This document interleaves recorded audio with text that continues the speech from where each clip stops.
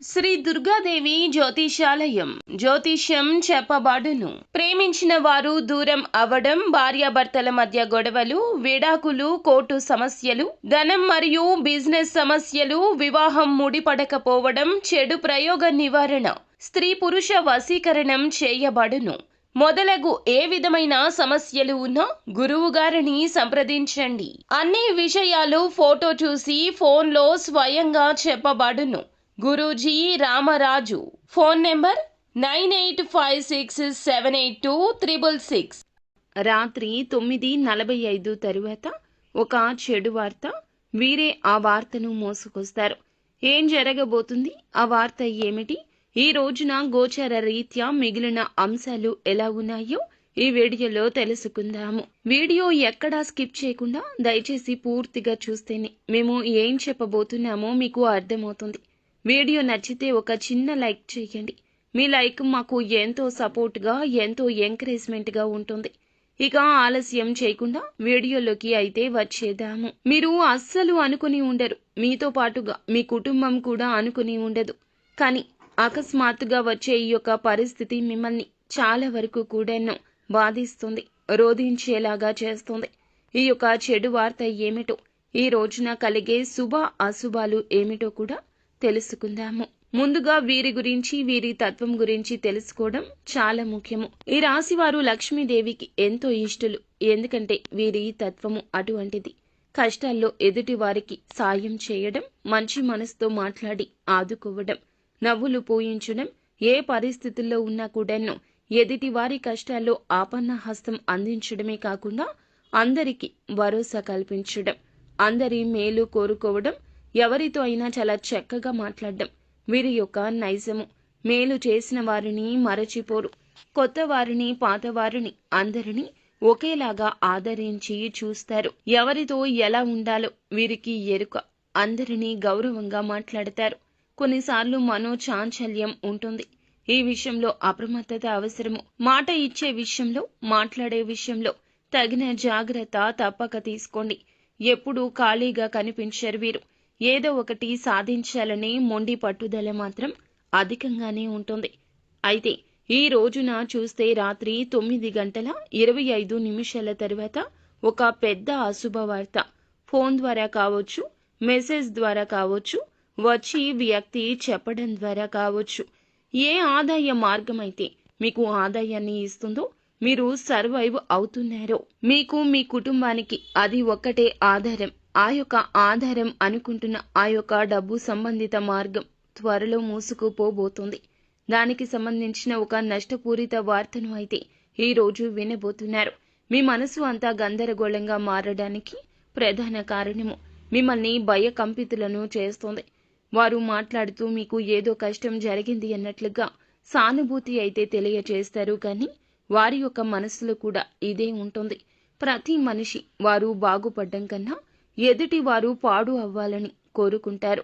ఇప్పటి పాడు సమాజం ఇలాగే ఉన్నది. ఇది సర్వ మానవుల నైజము. ఎలా ఉంటుందంటే, మనం బాగుపడకపోయినా పర్వాలేదు, ఎదుటి వారు బాగుపడకూడదు, ఉన్నత స్థితికి రాకూడదు అని అనుకుంటుంటారు. ముందుగా ఈ రాశి జాతకులు కూడా అందులకే నరదృష్టి ప్రభావంతో బాధపడుతున్నారు. అందరినీ గుడ్డిగా నమ్ముతారు. అన్ని విషయాలు చెప్తారు. ఏది చెప్పాలి, ఏది చెప్పకూడదు ఇత్యాది విషయాలు తెలియకే ఈ పరిస్థితులకు మూల కారణమవుతుంది. మీ స్నేహితులు, బంధువులు, మీ యొక్క కుటుంబీకులు, వ్యాపార సంబంధిత భాగస్వామ్యులు లేదా సహోద్యోగులు మీ యొక్క కష్టానికి ప్రతిఫలితం కలగకుండా ఉన్నందులకు గాను ఎంతగానో సంతోషిస్తారు.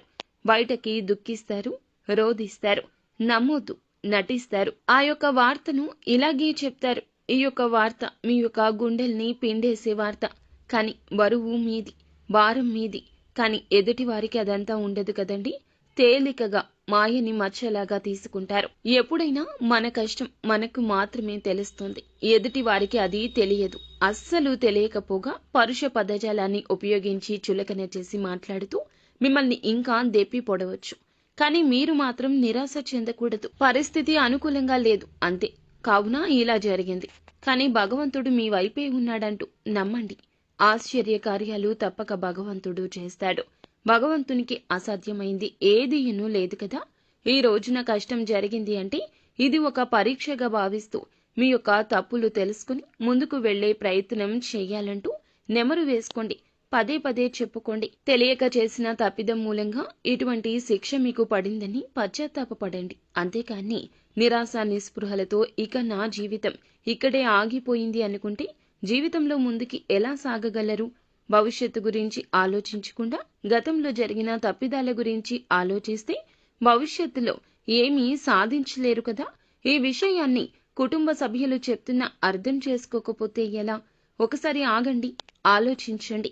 అది మీ బాధే కాదు, కుటుంబ సభ్యుల బాధ కూడా, జీవిత భాగస్వామి బాధ కూడాను. మీ యొక్క బాధ చూసి వారు వెలవెల్లాడిపోతారు. ఈ విషయాన్ని మీరు గ్రహించలేకపోతున్నారు. ఎప్పుడూ కూడా మన మనసు చెప్పింది మనం వినకూడదు. మన మనసు ఏదైనా చెప్తుంది. కన్ను వెళ్లిన చోటికి కాలు వెళ్ళకూడదని పెద్దవారు ఎప్పుడూ చెప్తూనే ఉంటారు. కానీ మీరు ఏం చేస్తారంటే అందరినీ గుడ్డిగా నమ్మేసి ఎవరు ఏది చెప్పినా మీ మంచికే అనుకుంటే ఎట్లా చెప్పండి? వారు చూపించే మాయలో పడిపోవడం మన తప్పిదమే. కావున ఇకనైనా ఆ మాయలో పడకుండా మీరు అప్రమత్తంగా ఉండండి. ఎప్పుడైనా మనం మేలు కోరుకునేది మన కుటుంబీకులు మాత్రమే. జీవిత భాగస్వామి, కన్న తల్లిదండ్రులు, సంతానం మాత్రమే మన యొక్క కష్టానికి విలువనిస్తారు. మిగతా ఎవరైనా కష్టానికి ప్రతిఫలితం రాకూడదంటూ లోలోపల ప్రార్థిస్తూ ఉండేవారు ఎంతో మంది ఉన్నారు. ఎదుటివారి మనసులో మాట వినేటటువంటి అవకాశం భగవంతుడు ఇస్తే ప్రతి ఒక్కరి మనసులో ఇదే ఉంటుందని బల్లగుద్ది మరీ చెప్పొచ్చు. అయితే మీకు ఉన్న కీలక ఆదాయ మార్గం అది.